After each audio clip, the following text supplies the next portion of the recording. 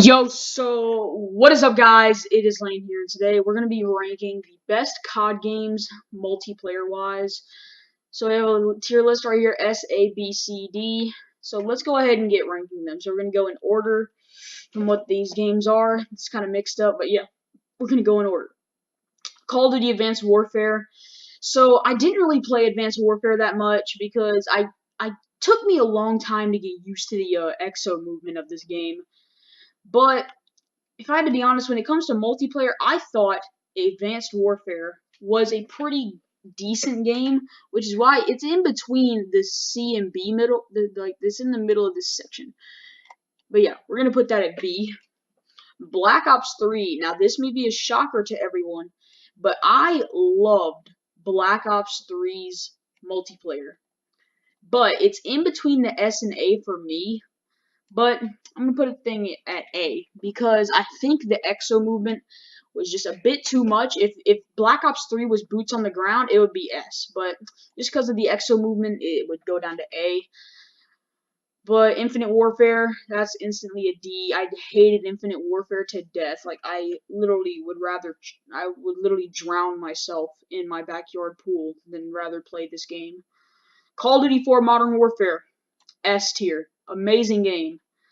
Like there's no words for this game. Like this game is just straight up amazing. This is like the best COD game of all time, probably one of the best COD games of all time. My best COD game of all time, Black Ops 2, obviously. So let me just go ahead and rank Black Ops 2 above COD 4 because Black Ops 2 had less bugs than COD 4. But yeah, Black Ops 4, I'm gonna put this at B, right above Advanced Warfare. Again, another decent Call of Duty. It does have its issues, especially on Xbox.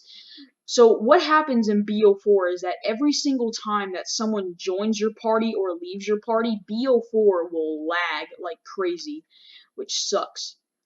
And that's like one of the main issues in multiplayer in BO4.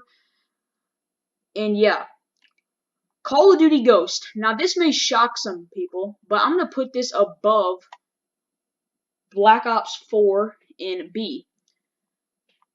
Call of Duty Ghost, it had probably the best DLC ever in Call of Duty when it comes to multiplayer wise, because we're judging this off of multiplayer.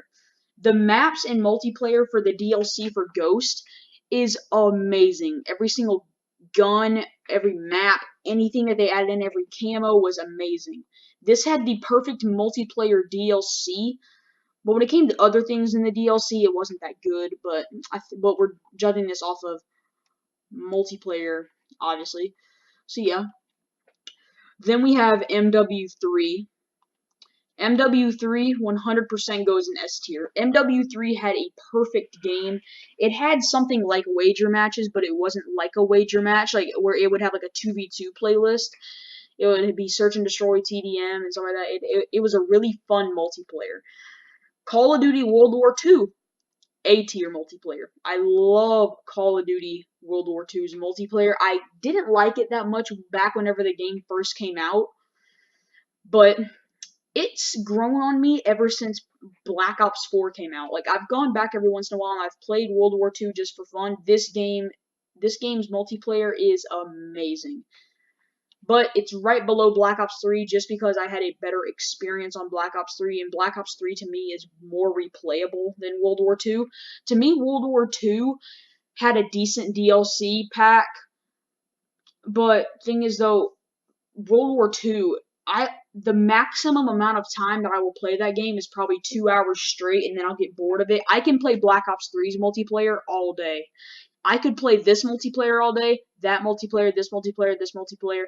I could play that for 2 hours. I could play this one for 2 hours, 2 hours, 2 hours. I could play this one 0 seconds of my day.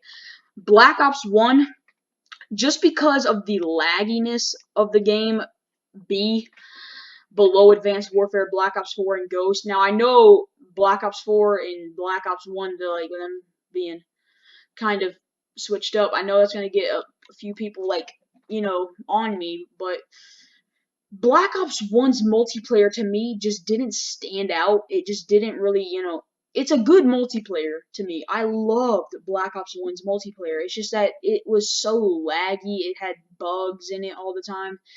And yeah, MW2.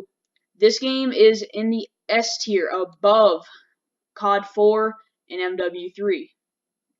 Black Ops 2 and MW2 are my two favorite of all time. And I would say Black Ops 2 is slightly better than MW2 just due to the replayability of the game. MW2, I could spend 24 hours on MW2 and I could spend 24 hours on Black Ops 2. But I would get bored of MW2 faster than I would Black Ops 2 because Black Ops 2 has a more variety of weapons and like just everything than MW2 does. MW2, they're like I think when it comes to the main thing that separates MW2 and Black Ops 2 is the maps. I think Black Ops 2 has better maps than MW2. MW2's maps, they can be tedious sometimes, but Black Ops 2 had better maps.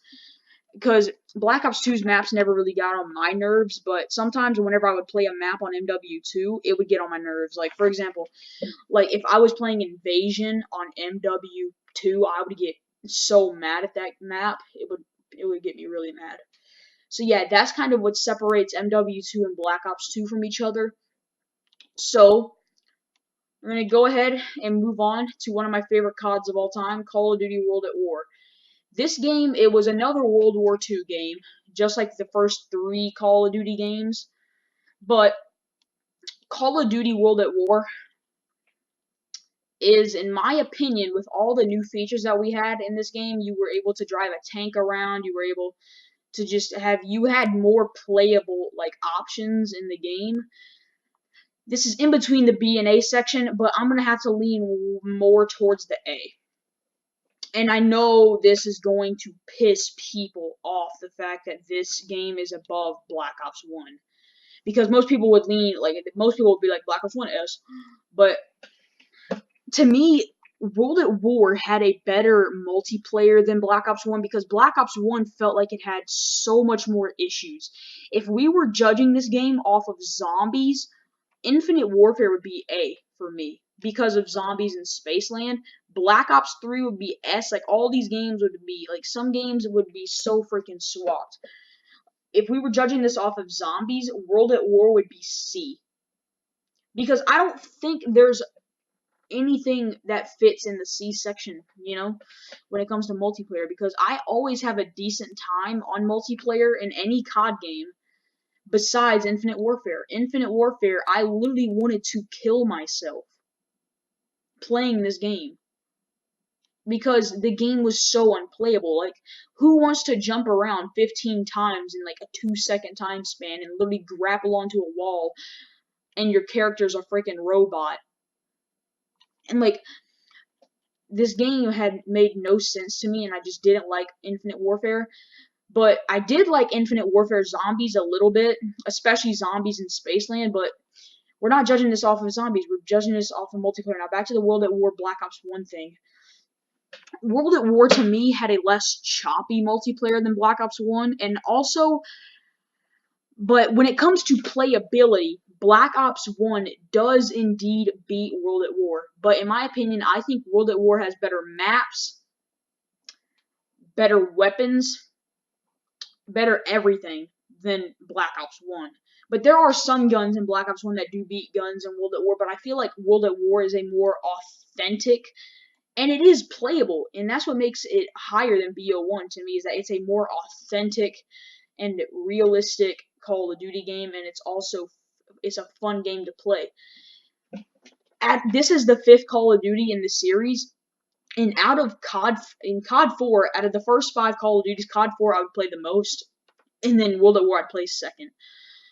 So, yeah, guys, that is my tier list for the Call of Duty multiplayers. I will see you guys in the next one. Tell me if you guys agree. Go to Call of Duty multiplayer tier list and create your own and upload them to YouTube. If you guys watch I'll go watch them on your channels. If you guys are people that comment quite often on my YouTube. So yeah, peace out. I will see you guys in the next video. Damn, I'm on red alert. Else you went up in the dirt, man. I don't wanna